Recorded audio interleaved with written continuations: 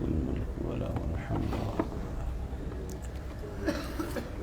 إن الحمد لله نحمده ونصلي على رسوله الكريم أما بعد أعوذ بالله السميع العليم من الشيطان الرجيم بسم الله الرحمن الرحيم وما أموالكم ولا أولادكم بالتي تقربكم عندنا زلفى إلا من آمن وعمل صالحا فأولئك لهم جزاء الضعف بما عملوا وهم في الغرفات آمنون والذين يسعون في آياتنا معاجزين أولئك في العذاب محضرون قل إن ربي يبسط الرزق لمن يشاء من عباده ويقدر له وما أنفقتم من شيء فهو يخلفه وهو خير الرازقين ويوم يحشرهم جميعا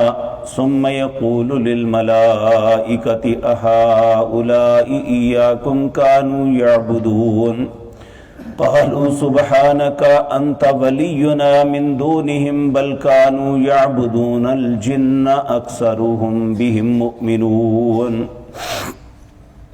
فاليوم لا يملك بعضكم لبعض نفعا ولا ضرا ونقول للذين ظلموا ذوقوا عذاب النار التي كنتم بها تكذبون اللہ اکبر۔ حضرات محترم، گزشتہ آیات میں اللہ رب العزت کے اس فرمان کو ہم پڑھ کے آئے ہیں کہ قیامت کے دن کمزور اپنے سرداروں کے ساتھ یا مقتدی اپنے اماموں کے ساتھ، مریدین اپنے پیروں کے ساتھ لڑیں گے کہ تمہاری وجہ سے ہم اس غلط راستے پہ چلے۔ تو جب یہ ان پہ یہ الزام دیں گے تو وہ کہیں گے تم خود تھے ایسے ہی مجرم، ہم پہ کیا الزام دیتے ہو؟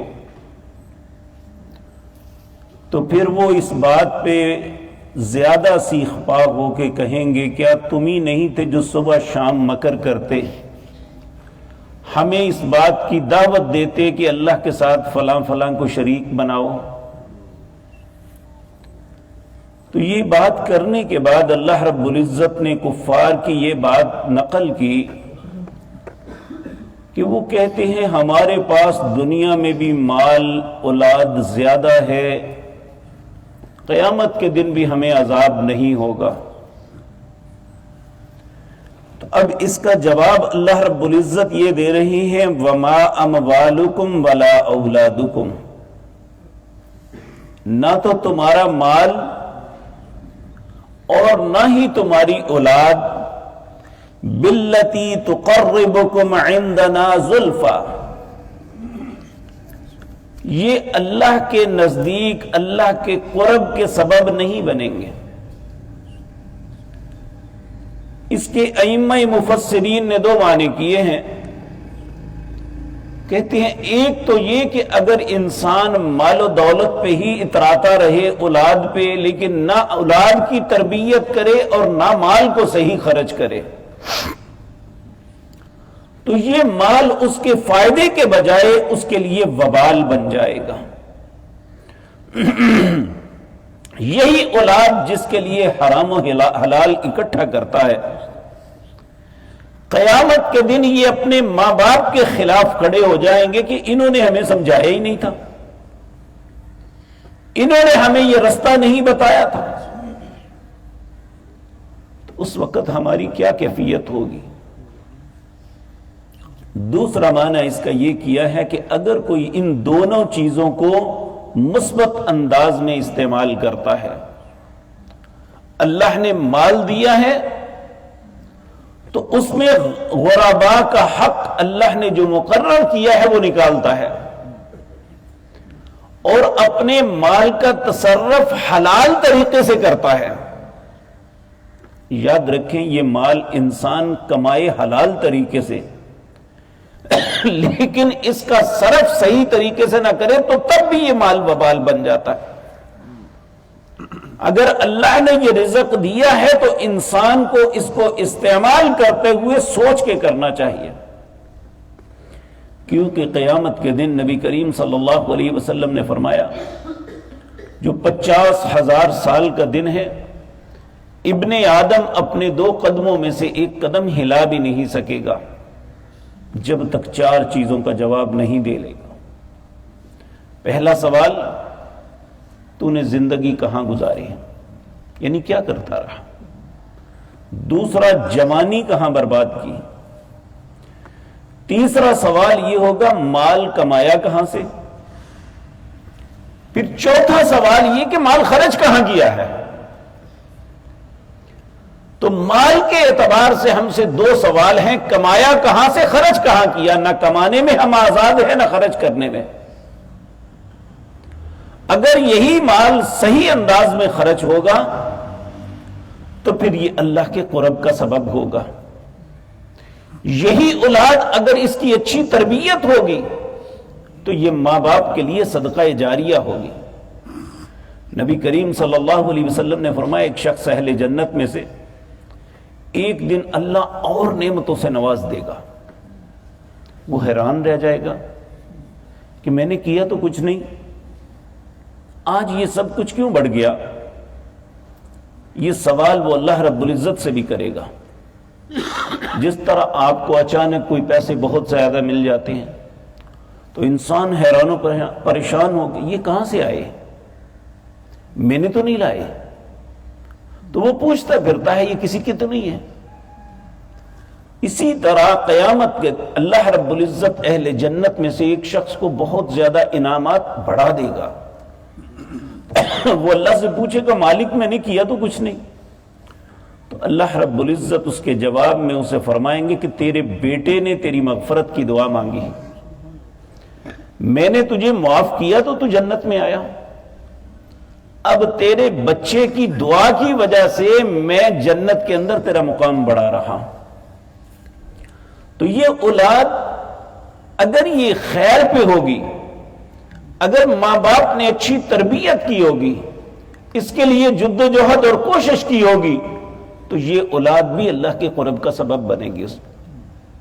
اللہ رب العزت ہماری اولادوں کی حفاظت فرمائے، اللہ ہماری اولادوں کو ہدایت عطا فرمائے، اللہ انہیں سیدھا کر دے، اللہ انہیں رائے راست پہ رکھے۔ یہ ہمارے لیے صدقہ جاریہ بھی ہیں اور ہمارے لیے وبال بھی ہیں، تو اللہ ہمارے لیے ہماری اولادوں کو وبال نہ بنائے، اللہ ہمارے مال کو بھی ہمارے لیے خیر کا سبب بنائے۔ وہ کس طرح بن سکتا ہے؟ اللہ رب العزت فرماتے ہیں وَمَا أَمْوَالُكُمْ وَلَا أَوْلَادُكُمْ، نہ تمہارا مال اور نہ تمہاری اولاد بِالَّتِي تُقَرِّبُكُمْ عِنْدَنَا زُلْفَىٰ، یہ صرف اولاد اور مال اللہ کے قرب کا سبب نہیں ہوگا، بلکہ کیا ہوگا؟ إِلَّا مَنْ آمَنَ وَعَمِلَ صَالِحًا، جو شخص ایمان لائے اور نیک عمل کرے فَأُولَئِكَ لَهُمْ جَزَاءُ الضِّعْفِ بِمَا عَمِلُوا، اللہ اس کے عمل کا بہت زیادہ بدلہ دے گا جو وہ عمل کرتا ہے۔ وَهُمْ فِي الْغُرُفَاتِ آمِنُونَ، اور وہ جنت کے بالا خانوں میں ہوگا اور امن کے ساتھ ہوگا، اسے کوئی خوف نہیں ہوگا۔ آج دنیا میں کتنا ہی کسی کو کیوں نہ مل جائے، اسے زوال نعمت کا خوف رہتا ہے کہ اللہ نہ کرے گاڑی ہے تو اللہ نہ کرے ایکسیڈنٹ نہ ہو جائے، گھر ہے تو اللہ نہ کرے کوئی ایسا معاملہ نہ ہو جائے، دکان فیکٹری ہے تو انسان چیز بناتا ہے فلاپ نہ ہو جائے، ہر وقت خوف کی جو ہے نا معاملات رہتے ہیں۔ انسان بڑی محنت سے سیزن کی تیاری کرتا ہے، سیزن ڈیڈ ہو جاتا ہے، تو ہر وقت ایک خوف مسلط ہے۔ جنت کے اندر یہ کوئی خوف نہیں ہوگا، اللہ ہمارے نصیب میں کر دے۔ اور جو جنت کے بالا خانے ہیں، نبی کریم صلی اللہ علیہ وسلم نے فرمایا ایک مومن آدمی سے دوسرا مومن آدمی جس نے اس سے بہتر زندگی بسر کی ہے، وہ اتنی بلندی پہ ہوگا جس طرح آسمان کے افق پہ تم ستارہ دیکھتے ہو دور دور چل رہا ہوتا ہے، اس طرح تم دیکھو گے جنت میں ایک مومن جو دوسرے مومن اس سے بہت بہتر عمل کیا، اللہ اتنے بلند بالا خانوں میں اسے جگہ دے گے۔ اسی لیے نبی کریم صلی اللہ علیہ وسلم نے فرمایا جب جنت کا سوال کرو تو جنت الفردوس مانگو، یہ جنت کی سب سے اعلیٰ جگہ ہے، اللہ ہم سب کے نصیب میں فرما دے۔ پھر اللہ فرماتے ہیں اس کے برعکس ایک وہ ہیں جنہوں نے ایمان لائی اور نیک عمل کیے، اور دوسری طرف وہ لوگ ہیں والذین یسعون فی آیاتنا معاجزین، جو ہماری آیات میں کوشش کرتے ہیں کہ انہیں نیچا دکھایا جائے، ان کے خلاف اعتراض کیا جائے، اللہ کے کلمے کو بلند کرنے کے بجائے اللہ کے کلمے کو نیچا کیا جائے۔ اولئک فی العذاب محضرون، یہی تو وہ لوگ ہیں جو عذاب میں حاضر کیے جائیں گے۔ العیاذ باللہ، اللہ ہم سب پہ رحم فرمائے۔ ایک انسان ہوتا ہے غلطی سے عمل نہیں کرتا، ایک ہوتا ہے عمل بھی نہیں کرتا اور اعتراض بھی کرتا ہے۔ یہ بدبخت انسان ہے کہ وہ اللہ کے حکم کو مانتا بھی نہیں ہے اور اللہ کے حکموں پہ اعتراض کرتا رہتا ہے۔ ان کے متعلق اللہ فرماتے ہیں جو ہماری آیات کو نیچا دکھانے کی کوشش کرتے ہیں فَأُولَئِكَ فِي الْعَذَابِ مُحْضَرُونَ، یہ اس دن عذاب میں حاضر کیے جائیں گے۔ پھر اللہ فرماتے ہیں قُلْ إِنَّ رَبِّي يَبْسُطُ الرِّزْقَ لِمَن يَشَاءُ مِنْ عِبَادِهِ وَيَقْدِرُ لَهُ، انہیں کہہ دیجئے میرے رب کے ہاتھ میں ہے، جس کا چاہے وہ رزق کم کرتا ہے اپنے بندوں میں سے، جس کا چاہتا ہے اسے بڑھا دیتا ہے۔ وَمَا أَنفَقْتُم مِّن شَيْءٍ، یہ بات بڑی غور طلب ہے، جو بھی تم اللہ کے راستے میں خرچ کرتے ہو فَهُوَ يُخْلِفُ، اللہ اسے ضرور لوٹا کے دے گا۔ نبی صلی اللہ علیہ وسلم نے فرمایا اللہ کے فرشتے کچھ دنیا میں آتے ہیں، وہ اللہ سے سارا دن دعا کرتے ہیں اے اللہ جو خرچ کرتا ہے اس کے رزق کو بڑھا، جو بخیل ہے اس کے رزق کو گھٹا۔ تو اس لیے انسان کو اللہ کے راستے میں خرچ کرتے ہوئے کبھی گھبرانا نہیں چاہیے کہ میرے ساتھ کیا بنے گا۔ کہا یہ اللہ کا وعدہ ہے وَمَا أَنفَقْتُم مِّن شَيْءٍ فَهُوَ يُخْلِفُ، جو بھی تم خرچ کرو گے اللہ لٹائے گا۔ وَهُوَ خَيْرُ الرَّازِقِينَ، اور اللہ بہت اچھا رزق دینے والا ہے۔ رزق کے مالک ہم نہیں ہیں، ہمارے لیے صرف اتنا ہے کہ ہم نے کوشش کرنی ہے، اس کوشش کو کتنا پھل لگانا ہے یہ اللہ کے اختیار میں ہے۔ بعض کی کوشش کم ہوتی ہے رزق زیادہ ملتا ہے، بعض کی محنت زیادہ ہوتی ہے رزق اتنا نہیں ملتا، یہ اللہ نے اپنے اختیار میں رکھا ہے، یہ انسان کے اختیار میں نہیں ہے۔ تو اللہ رب العزت فرماتے ہیں وَيَوْمَ يَحْشُرُهُمْ جَمِيعًا، جب اللہ ان سب کو جمع کریں گے ثُمَّ يَقُولُ لِلْمَلَائِكَةِ، پھر اللہ فرشتوں سے پوچھیں گے۔ اب آپ دیکھیں یہ عام مولوی پیر امام کی کیا حیثیت ہے، یہ اللہ کے مقرب فرشتے لا یعصون اللہ ما امرہم، جنہوں نے کبھی اللہ کی نافرمانی نہیں کی۔ اللہ ان سے پوچھیں گے، کیونکہ کفار کا عقیدہ تھا کہ نعوذ باللہ یہ فرشتے اللہ کی بیٹیاں ہیں، اور وہ اپنے تصور میں یہ فرشتوں کی عبادت کرتے تھے، انہیں پکارتے تھے وہ ہماری مدد کے لیے آئیں یا وہ ہماری مدد کرتے ہیں۔ اللہ قیامت کے دن جن کی عبادت کی جاتی تھی انہیں پوچھے گا۔ آپ پیچھے سورۃ مائدہ میں پڑھ کے آئے ہیں، عیسیٰ علیہ السلام کو کھڑا کر کے پوچھے گا اذ قال اللہ یا عیسیٰ ابن مریم انت قلت للناس اتخذونی و امی الہین من دون اللہ، عیسیٰ تو نے اور تیری ماں نے لوگوں کو کہا تھا اللہ کے علاوہ ہمیں الہ بنا لینا، تو وہ بھی کہیں گے قال سبحانک ما یکون لی ان اقول ما لیس لی بحق، میں ایسی بات کیسے کہہ سکتا ہوں جو میرا حق ہی نہیں۔ اسی طرح اللہ ان فرشتوں سے پوچھے گا وَيَوْمَ يَحْشُرُهُمْ جَمِيعًا ثُمَّ يَقُولُ لِلْمَلَائِكَةِ أَهَؤُلَاءِ إِيَّاكُمْ كَانُوا يَعْبُدُونَ، یہ بتاؤ یہ تمہاری عبادت کرتے تھے؟ فرشتے آگے سے جواب دیں گے قَالُوا سُبْحَانَكَ، اے اللہ تو پاک ہے، أَنْتَ وَلِيُّنَا مِن دُونِهِمْ، ہمارا کارساز صرف تو ہے، یہ تو اس کے علاوہ تو کوئی بھی نہیں، ہم تو تیرے حکموں کے پابند ہیں، ہم تو تیرے تابع فرمان ہیں۔ اے اللہ تو پاک ہے، ہمیں کیسے ایسی بات کر سکتے ہیں، کیسے انہیں کہہ سکتے ہیں ہماری عبادت کرو؟